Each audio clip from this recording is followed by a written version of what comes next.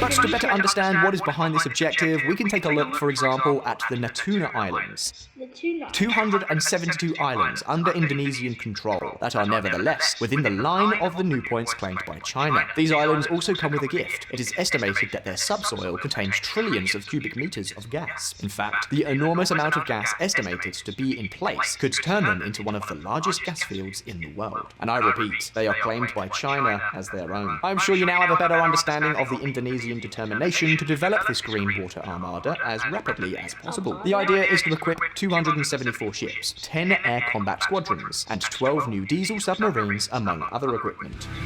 Indonesia looks to triple submarine fleet after Chinese incursions. Of course, there is also a problem. Many experts point out that Chinese precision-guided missiles, along with other technological advances such as drones themselves, would allow Beijing to attack and mop up the area before penetrating Indonesia's exclusive economic zone. This is what is known as war from home. Be that as it may, Vietnam and Indonesia are two examples of emergent economies that are now beginning to take this issue seriously. And keep in mind that between the two countries, they will soon have more than 400 million inhabitants and an ever-increasing economic development. 400 million inhabitants? What do you mean? In other words, we are not talking about a small potential. Now, let's take a look at this other map.